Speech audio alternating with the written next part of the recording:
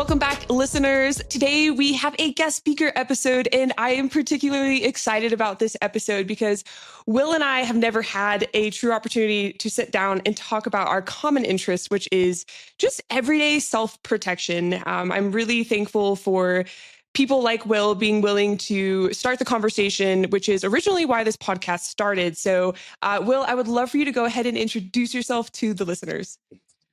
Yeah, absolutely. Well, thanks so much for having me. First of all, Sophia, I'm a longtime listener of the show. That's actually how we initially got connected, was just listening to the show and being a fan of it. So, yeah. What did you ask me? I've already forgotten. I asked you to introduce yourself, but also thank you so much. Cool. I don't think anyone's ever come on and said, I'm a longtime listener. So yeah, that means the world to me. Thank you. All right. Yes. Tell us about yourself. Yeah, absolutely. So yeah, my name is Will Workman. I run the Modern Protector YouTube channel. That's my main gig. And over there, I help really beginner concealed carriers get started in the world of concealed carry. So all of the, newbie launching points that I needed when I was first getting into concealed carry, like holsters and belts and guns and all the gear type stuff, but also really trying to get people excited about trauma medical care and, using pepper spray and the law of self-defense and a little bit of BJJ and kickboxing and stuff like that. So everything related to concealed carry and self-defense is what I talk about on the YouTube channel.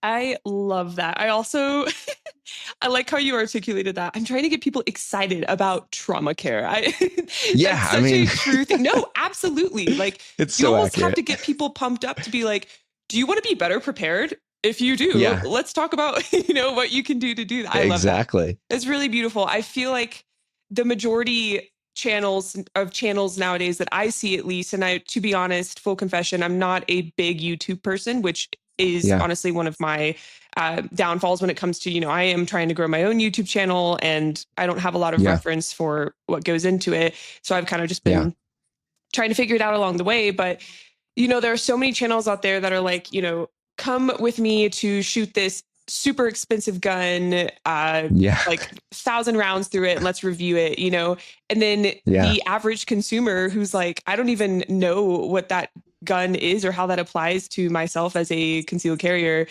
is kind of left alone. And so it's channels like yours that bring reference to the people that, I don't want to say really matter, but to the people that are getting on YouTube, looking for something to help themselves and their families be safer. So I really love that. Yeah. Okay. I would love to know, you mentioned a lot of words that I love, which are jiu-jitsu, kickboxing, concealed carry, trauma care. I would love to know your timeline getting into self-defense. When did you first have that thought of like, okay, I need to start taking accountability for this, and all the way up into where you are now spreading that education? Yeah, absolutely. So I wish I had some big, exciting story of like this crazy event happened in my life and changed everything. But honestly, it's kind of boring how I got into it. But I grew up like was born and raised in West Virginia. I've traveled a lot, but I've never moved. I've always I've moved houses and towns, but I've always stayed in West Virginia.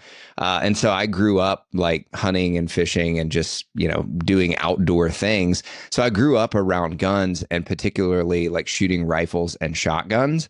But my experience with handguns, like honestly, until college, I think I had shot a handgun like twice in my entire life, and it was like a 22. Like I knew nothing about handgun shooting or the world of self-defense or anything like that. And then it wasn't until college when I was majoring in criminal justice, when I kind of got around some more guys that knew more than I did, at least about like pistols and shooting and the gear side of things. And so that kind of like piqued my interest in concealed carry, because for the first time in my life, I actually like knew people that concealed carried every day. Or, some of my friends were younger at the time and they were interested at least in concealed carry or talking about getting their concealed carry permit. And so it kind of sparked my interest. My dad had a concealed carry permit, but he was one of those guys who he had a revolver that he put under his seat in his car every time we traveled. And that was like the extent of like the self-defense experience that I had growing up. So when I took my first concealed carry class, that was kind of the perspective that I had. Like, it was my first instruction that I had ever had in anything gun related, other than, just like what my dad had showed me for hunting. And I really thought, like, I'm probably going to get a revolver, and I'd like to, have it under my seat if I'm traveling, and that kind of thing. And the thought of like carrying every day was never something I was super interested in to start with. And when I took the class, the instructor was an older guy, probably in his 50s at the time. And he did a really, really good job, not only at giving us like what we needed as far as the gun safety side, the requirements. At that point, it was required in West Virginia that you had to have a permit, and they're now constitutional carry. But he did a really good job at giving us what we needed, and also giving me some perspective. And one of the things that he said that stood out to me was, don't be that guy that leaves your gun in the truck, which that was my plan, right? That was me going into the class. He said, don't be that guy, because if something happens and there's an active shooter, there's an armed robbery, or something happens where you need your gun, it doesn't matter how good you are with it. If you don't have it on you, then you're just another victim. And that was powerful. The first time. Yeah, that was the first time I had ever really thought about that perspective of like, these things do happen. And that's the whole reason why I want to get my carry permit. And so then it really started my journey in concealed carry, more than just having a gun on me, but like, I may actually need to learn some things with this. Absolutely. Did you also go through the kind of learning curve of, I'm getting my permit, but then you show up to the permit class and you realize how it's not to prepare you to actually be a concealed carrier at all. It's just a class of kind of like getting your legal rights and like being able to show the cop when you get pulled over, if you have a gun, that like, hey, I've gone through my background check. I'm not a terrible person, and I value personal protection, which is what I basically use mine for when I get pulled over.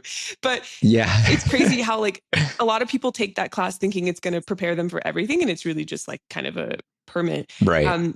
Did that in any way encourage you to look elsewhere for training after that class? You mentioned you and your friends. Yeah. I think it sparked my interest for sure, as far as like, okay, I would like to do more of this. I'm interested in more of this. I will say that like, he did a good job at articulating his opinions and why he came to those opinions.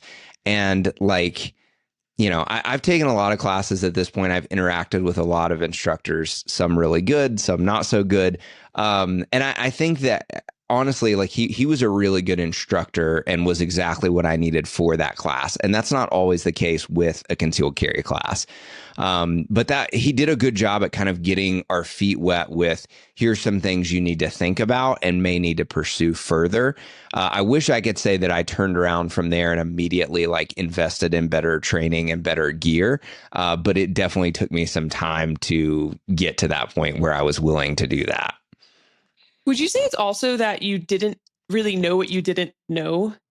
Yeah. Oh, yeah. Okay. For sure. Because I'm one of those people, I love me some accountability. I love to be like, you know what, I could have done better. But looking back, there was a lot where like, I didn't actually know what I needed to look for. And that was one of the major points of developing She Shield, because I didn't want anyone to go through what I went through. I mean, it's expensive to sign up for a course and to travel and to do that. Like, you really have to know what you're looking for, be able to vet an instructor. And we really have very few standards for that as an industry as a whole. Right. So I would argue that, sure, maybe some of it was like, you didn't prioritize it, but it's also really hard to know what that next step should be. So what was like the first class you took and why, if you don't mind?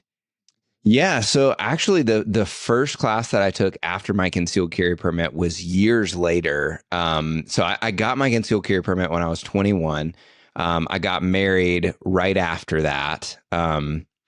Actually, I may have gotten married first, and then So I think I got married, and then right after that, I got my concealed carry permit. And then we had two kids after that. Yeah. We fostered for a little while. So our daughter we adopted. Yeah. And then we had two other foster kids that lived with us for a little bit. And then we had my son 5 years ago. And so it was right after he was born. that I finally was like, okay, I really have been talking about and wanting to do some more training and get more experience for years. And so I need to just do it. And so one of the stepping stones for me into training was I started watching, this little YouTube channel called Active Self-Protection, which I'm sure a lot of your listeners are really familiar with. But I started watching John's breakdowns on self-defense encounters and what really happened and seeing what shootings and stabbings and dog attacks were like. And so that started to kind of spark my interest even more and get me more excited about what I could learn. So I think at that point, just through watching John's content, I got a trauma kit. I got pepper spray. Like most of us, I started with the gear. Let me get all the cool stuff and then, learn how to use it later. Yes. Yeah. So my first training ever was the Active Self-Protection Conference, which was a really interesting experience because the instructors there are very vetted, to say the least. I think every instructor that I had there was very professional and did a really, really good job. And so my first dive into the training world was basically this buffet of firearms instructors, like taking 2 or 3 classes a day for 3 full days. Mm-hmm. And so it was really cool to be able to get like the trauma medical side and then some of the classroom, legal perspective side, and then doing, shooting from awkward positions and shooting from the ground, and then, working from the holster a little bit faster and stuff like that. So I think in preparation for the Active Self-Protection Conference, I definitely, like, once I knew I wanted to train, then I got all the gear and, got a safe holster and all that. And I had a Glock 19 at the time. And so I started like practicing at the range and getting to where I felt comfortable. And then I took my first like real class at the Active Self-Protection Conference and realized like all that I was doing wrong. So it was very eye-opening, to say the least. Absolutely. I love conferences like that. I used to think, I think the only skeptical point I had in the beginning was like, well, I'm not going to be able to really take anything home, at a high concentration. This isn't really going to stick with me. And it's like, that's not the point. The point is to expose you so that you can learn where the gaps in your knowledge are. And then you can seek out more advanced and kind of long-term instruction from there. So that's an incredible step you took. And if anyone's listening and you're like, oh, that kind of sounds like me. Like, I have all this gear. I don't really know what I'm doing with it. First of all, no shame. Our industry is pretty centered around marketing. So anytime you go to look for something to make you better prepared, buying a piece of gear is the first thing they're going to want you to do, because that's how businesses stay businesses. And the educational component of that is lacking in almost every facet. So fear not. I also went through the gear purchasing era. I was really freaking proud of my Glock 43X with my Trijicon XDHR, iron sights. I thought it was so cool that I switched out, the traditional Glock sights for those so that I could see in the dark. Right. Once you get something with a long name, that's how you know you're legit. That's how you know, or like random letters that mean nothing to you. Yeah, exactly. Or numbers, or a combo of the two, even better. Right. But, exactly. If you're listening and you're in this boat, it's okay. The best thing you can do is, like Will, go to a class where there is a what did you call it? Like buffet of instructors and classes. I like that you mentioned there was a little bit of concealed carry, a little bit of trauma care. That's the best kind of place you can go. That's when you know that the organization has a good understanding of self-defense, that it's not just firearms. It's also, non-lethals like pepper spray. It's also striking and jiu-jitsu and all that. So that's a good way to vet those programs. And I've met John. I've yet to take any of his instruction, but I've watched quite a few of his videos, and I like what he's doing for the public. I think looking at real life scenarios is a great way to consider what could happen to you, especially the ones that are just like CCTV footage of a civilian walking on the street and then they get freaking robbed, like daylight when they have a man with them. It's not, it's crazy. It really exposes you to, kind of differentiates that like Hollywood aspect with real world preparedness. And Yeah. Anyway, and I like that he doesn't shame the victims. He's very good about being like, this is what happened and this is what we can learn from it, which is really great. Yeah. It's very much like from like looking back as, you know, he says Monday morning quarterback, right? And being able to say, it's not like in this situation, I would have done this. It's like, here's some other options. Yeah. Yes, exactly. Okay. So you took active self-protection conference classes. What was the next thing you did? Like when you got home, I'm sure you were like very overwhelmed, because that's what I always feel like at the end of those conferences. What was the next step for you?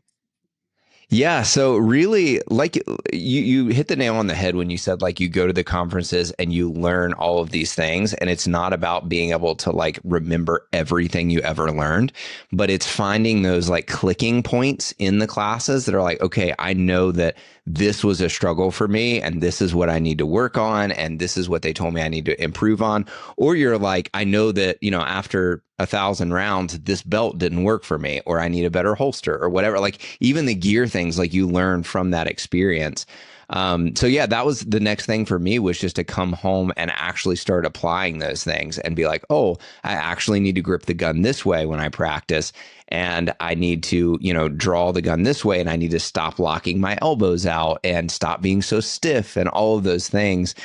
Really like all of the fundamental things that, like, I always tell people the difference between a beginner and an expert is just how well you can apply the fundamentals. Like, that's pretty much it.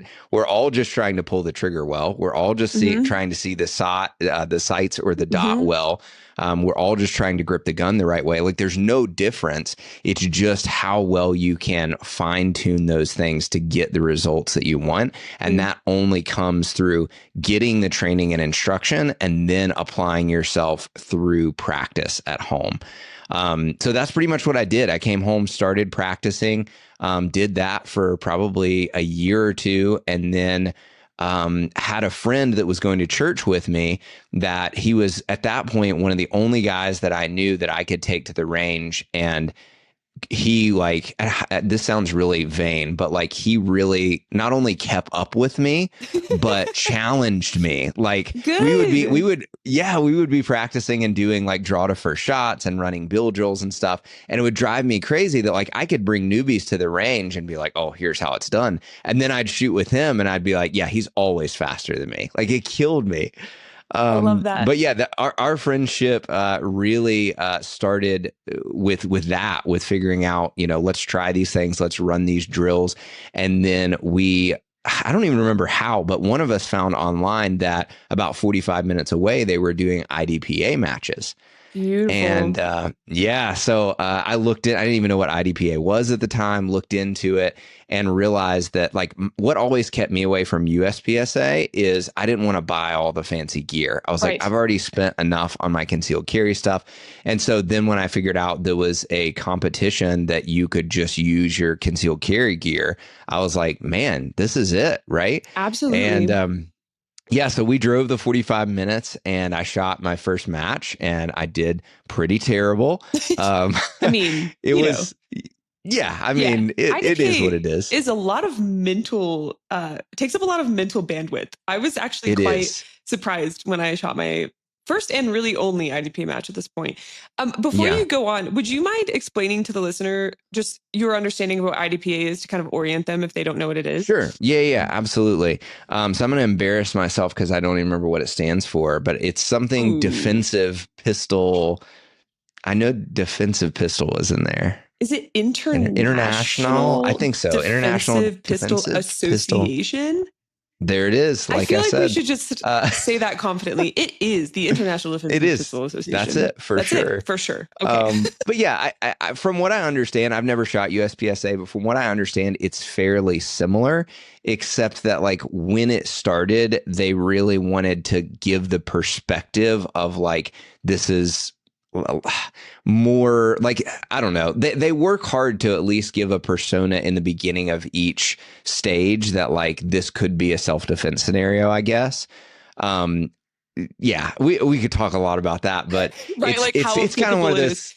Yeah, it's kind of one of those things where, competition is not the same as a gunfight, but a gunfight is 100% a competition. Like you have to be fast and accurate to win, and you don't get to know what the par time is. So I think cool. Did you come up with that? I mean, I don't know, maybe. I've been saying that for a long time. I really like that. I've never, gosh, I'm going to steal that as in like, yeah, go for it. I'll give you all the credit, of course, but yeah, I mean, if you think about it from that perspective, every competition has value. I mean, no matter what's going on, you're shooting your pistol fast and accurately, which is what you need to do in a defensive encounter. And on top of that, with IDPA, you have the draw from concealment. Yes. So really, all of that is completely applicable to gunfighting. And, just like I said, the scary thing is in a real gunfight, you don't get to know how fast the other guy is. You don't get to know where the attack is coming from. You've just got to go and you've got to get your hits fast. Absolutely. This episode of She Shield is brought to you by Right to Bear. You've probably heard me say that self-defense is more than simply carrying a firearm. It's awareness, avoidance, and preparation for anything that is to come your way. And that's why I'm partnering with Right to Bear. They stand by defenders like you and me. You'll receive benefits like expert witness support, psychological care, gun replacement, and even protection for other lawful self-defense tools like pepper spray, knives, and even your hands and feet if you have to use them in a struggle. What sets Right to Bear apart is that they are dedicated to education and immediate legal response. In case you do ever have to protect yourself, you have access to a 24/7 attorney-answered emergency hotline so that you are never alone. What I love most, though, has to be the personal connection that Right to Bear will have with you as a member. For example, Frank, the president of Right to Bear, will give you a personal phone call when he hears about a claim being filed. That level of care in the industry is extremely rare. If you carry, train, and believe in thinking ahead to protect yourself and your family, consider getting a membership with Right to Bear. If you use my code FIT4FIA10, you will get 10% off your membership, and the link to access this and to learn more is located in the show notes of this episode, which are the notes below the title. Protecting yourself and your family should not leave you defenseless afterwards. Stay safe and stay vigilant with Right to Bear. Oh, I really like that. I have people every now and then, I feel like it's becoming more commonly accepted that we don't have to have one or the other, that like competition shooting, the skills associated with that will ultimately help you as a concealed carrier. I mean, there is no discipline that will help you exponentially grow as a shooter faster than putting yourself in a competitive setting. So like, it's pretty hard to argue against that once you kind of articulate it like that. But I feel like yours is a very it really makes you think, I'm going to be thinking about that all day now. I just really like the way you said it. So that's it's very, very cool. That's my one gold nugget that I have, Sophia. I like that's that the only one. A lot. No, it's perfect. I guess we can just end the episode. No, I'm just kidding. So yes, I would like to, I feel like we have a ton of USPSA guest speakers. So to kind of piggyback off of you, I would say the biggest thing I noticed is like, they're big on the way that USPSA maybe does not consider defensive encounters, IDPA does. So like mag, you can't like eject a mag if it has rounds in it, from what I understand. Like your mag reloads have to be strategic to where in a gunfight, you wouldn't want to risk losing rounds in your mag because you'll need those theoretically. So that's an example of how like in USPSA, you could have 20 rounds left in your mag, but if it's more strategic to go ahead and reload as you're moving into a different position to give yourself a higher capacity for the rest of the stage, then you can do that. So I go into each competition, or I went into each competition. I haven't shot a competition in quite a while, but I went into each stage of the competition very differently than most of the other people I was shooting with. I made another great friend while I was there who actually ended up being my range officer for several competitions. And we've instructed together now and done a lot of fun stuff together. But he would go into each stage almost with that USPSA mindset, right? Like, okay, like you still have to think about those rules, right? Like I can't drop a mag with ammo in it, but he would think through, okay, if I burn, that last round, if I put 3 in this target, then I can reload as I'm transitioning and then I can move here. And then he would really like do that mental game because he wanted to win. Like that was his main goal. And I could care less about winning, honestly. Like I went into every competition thinking, this is practice. Like that's what this is. I'm taking what I learned in training and I'm trying to apply that with some pressure. And you know what? If I forget a target or I miss something or I'm a little bit slower on something, then I'll have that learning experience from that extra pressure. And I wanted to reload in inconvenient times and figure out how to work through that. And I wanted the discomfort so that I could use it as training and press through it rather than just like, how can I game the system to get the fastest time? I really like that. I think you bring up a good point to say you can go into competition shooting with your own goal. It doesn't have to be to win. Like, obviously it sounds, my dad always asks me, so are you competing against other people? And I'm like, no, Dad, it's always against myself. But you are being ranked within your division, but it depends on what you want to gain from it as an individual. So I think that's really beautiful. Yeah. And a really great point to say, especially to someone who's maybe listening and thinking that competition just isn't for them because there's no way they could win. It doesn't have to be about that. Right. So definitely. IDPA, that's awesome. That's, again, like another step towards being a better just civilian who is prepared for themselves and their family. So you mentioned jiu-jitsu and you mentioned kickboxing earlier. Tell us about your background in that. And at what point between your time of active self-protection and IDPA did those come into play? Yeah, absolutely. So that really came into play probably a year after I really got into competition shooting and like stretching myself, because even when I wasn't training, it's one of those things, honestly.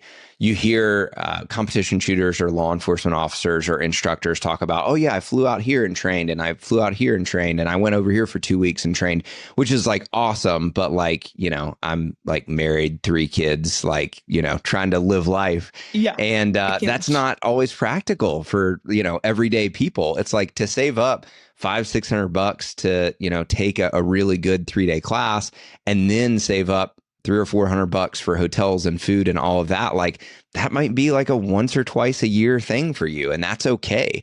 So that's kind of where it was with me, is I was like, I'm not able to just go train full time. But I can take a class or 2 a year and really apply myself through that. I think just taking those classes, I interacted with some people who had some experience with fighting, one of which was Brian Hill, who is just a phenomenal firearms instructor, phenomenal shooter.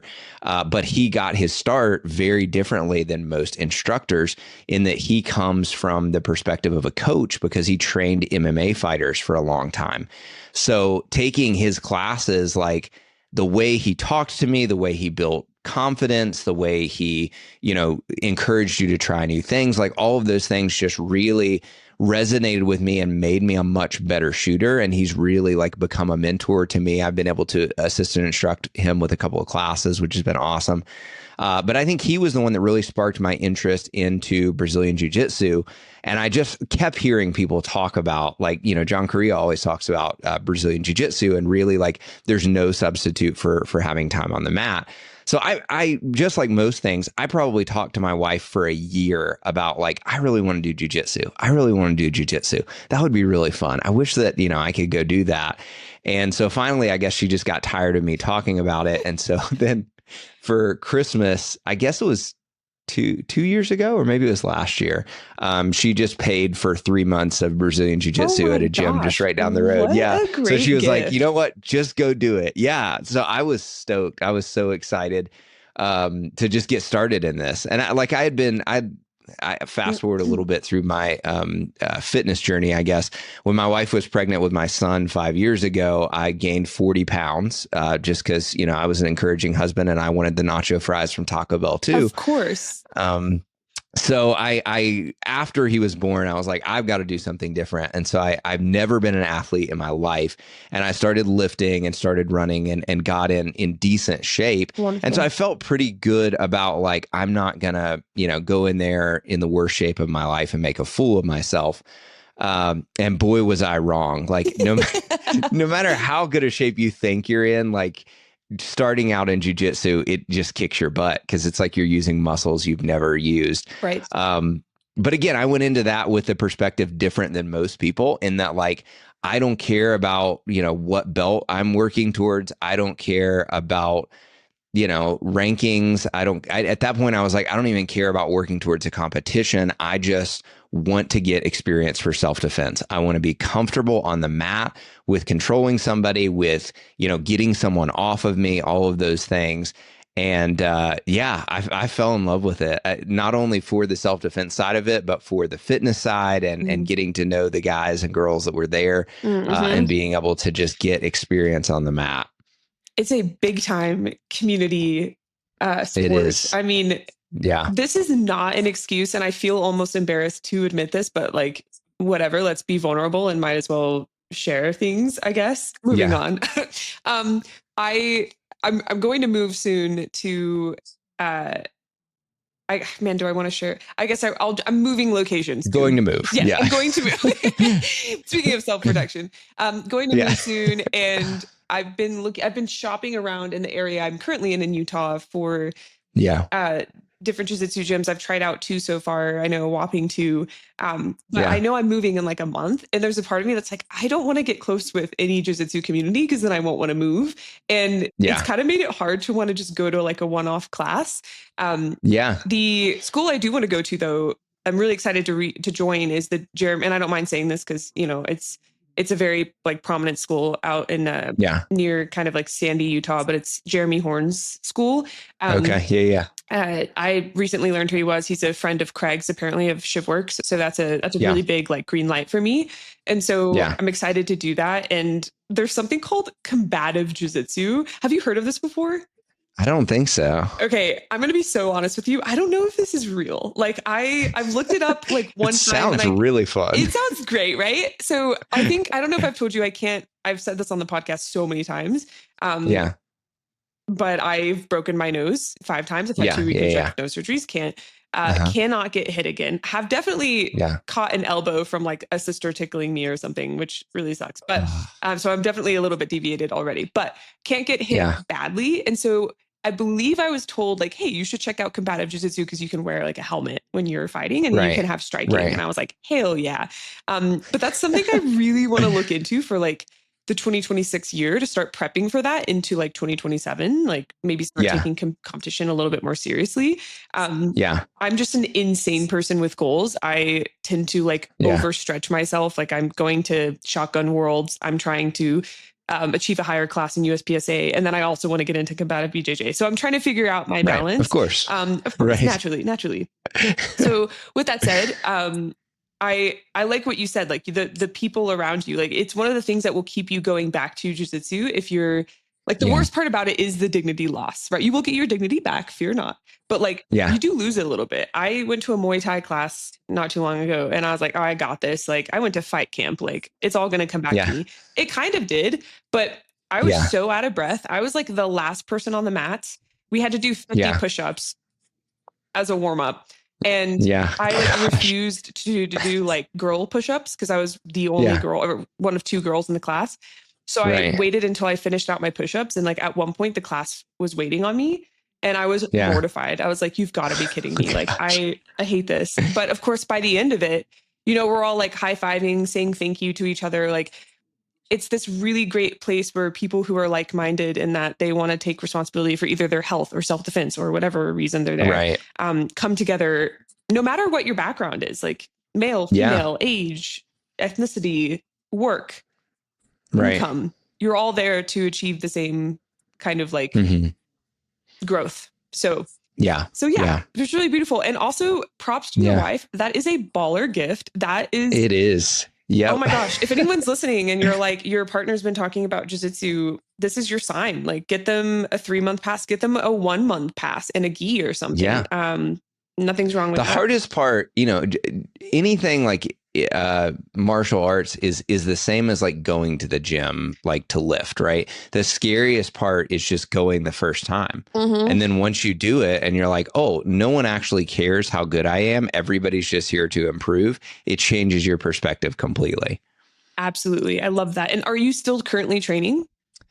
I'm not. So I Okay. wish that I No shame, no was, and shame. I need to. Yeah. So a little bit more about my jujitsu journey, I guess. I tell people I started with jujitsu, and I won't say I got all that I wanted out of that because I definitely want to improve. But once my gym started offering Muay Thai, I was like, oh, I might give that a try. Like, let's Oh yeah. throw on some gloves and see. And I never thought I would love hitting people as much as I do. Yeah, Um, right. I'm not an aggressive person. Like people that even like get to know me through church or through, whatever, that like don't know what I do are like shocked to learn that I'm like carry a gun every day. Like are Oof. just because I just don't seem like the type. Like I play guitar, I've got 3 little kids. Like Right. I'm doing theater with my daughter right now. Oh Like I'm my yeah. God, that's Next week awesome. I'll be bald because I'm Warbucks in Annie. Yeah, that's You're a whole what? nother. I'm Warbucks in Oh, Annie in a you're college show that shaving we're your doing. head for Yeah. a role? Yeah. Oh, that's so cool. Oh my gosh. So Okay. yeah. So our life is all You're over the full of place. surprises. Yeah, exactly. But yeah, like people that know me on the surface and know like what me and my family do, like would never think that like, oh, you're a gun guy, like you're into, shooting sports and concealed carry and martial arts and stuff. And so like my whole personality, like I'm not typically an aggressive person until it comes to like fitness and competition. And so, yeah, once I started kickboxing, I was like, okay, like I feel like I could actually get good at this. And just the way, life works out, my gym was getting more and more into Muay Thai. And so my coach kept kind of saying like, you really should do a fight. You should start training for a fight because I feel like you're pretty close to being there. And, we could get you, to the point where you feel really confident. And I think you're ready. And this would have been like December of last year. Oh, nice. And so he was like really trying to hype me up for a fight. And I was like, yeah, I'd really like to. I'd really like to. And he was like, I think I can get you a fight in February. And I was like, well, I have a daughter that's supposed to be born in February. And he was like, well, maybe March. And I was like, yeah, I don't even know if I'll be like thinking about the lack of sleep and then, wanting to have the family time. Mm-hmm. So yeah, I haven't, she was born, she's almost a year old now, which is crazy to think about, but I haven't gone back since she was born just because our life has changed so much. We moved last year. You know how that is. Yeah, You do that every other month. So yes. yeah, life has been crazy. But I'm really hoping to get back into it this coming year, and at least just start with some Muay Thai to get back into shape and get comfortable with it. Oh, that's so exciting. And man, the closest idea of like having children I have is my sister, and I'm the aunt, so I can give the kid back and I can leave and all is well. But I can't imagine. I can barely keep myself on track. So if I had the responsibility of another human being, yes, I would be definitely taking a break. And I will take breaks in my life. I do want a family, and that's a whole consideration. I think it goes back to like what your goal is. So in this case, what would be your goal getting back into Muay Thai and possibly Jiu-Jitsu as well? Yeah, I think the fitness side of it for sure. Like I've still been lifting, I'll say inconsistently, like, a couple times a week, if that. Nice. Okay. But yeah, so I really like want to get my cardio back in shape. Yes. But also just like, shaking off the rust, just like anything else. Like when you don't do something for a while, you're like, all right, let's go back to the basics and kind of get the movements down and that kind of thing. So yeah, I really want to improve with kickboxing because I feel like I would really enjoy doing some fights with kickboxing. Oh my gosh. I'm so excited for you. Something that I've recently thought about is like my striking.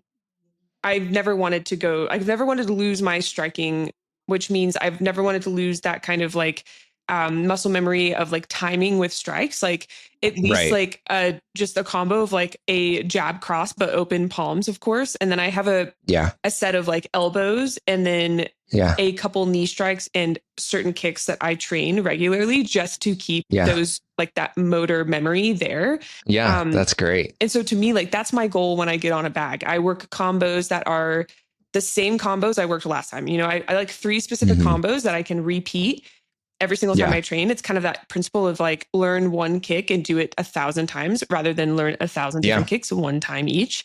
And exactly. I think if you're listening and you're like, well, I want to get into that, but maybe I don't want to compete. It's the same concept as earlier. First of all, just go to a class, check it out. You will have so much more fun than you think. Mm-hmm. And they love when new people come in. Everyone loves to be that person to like mentor.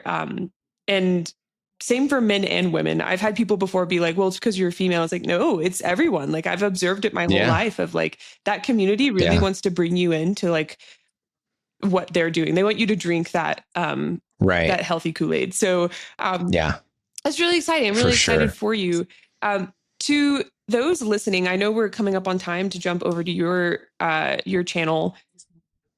What would you say for the average kind of citizen listening, who's wanting to get into personal protection? Maybe they have a family, they're realizing they need to take a step towards helping, get prepared for safety.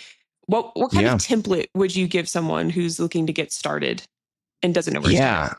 Yeah, absolutely. The place that I always encourage people to start is like when you're about to drop $500-600 on your next gun, spend it on one training class instead. Because that's usually the hurdle that people say like, oh, I can't afford to go train, or I don't have time to go train. Yes. I don't want to invest in that. But then usually my follow-up question is, how many handguns do you have? Or how many, rifles do you have? Yes. And I think that may mean selling one in order to pay for training. But if I'll use this as an example, if I was not able to carry a gun for some reason, or I didn't have my gun on me and, I had friends to protect me, right, that were there, thinking about, would I rather have a dude with a 2011 with an amazing red dot and just a gold trigger, amazing shooting gun, who has taken a concealed carry class and nothing else?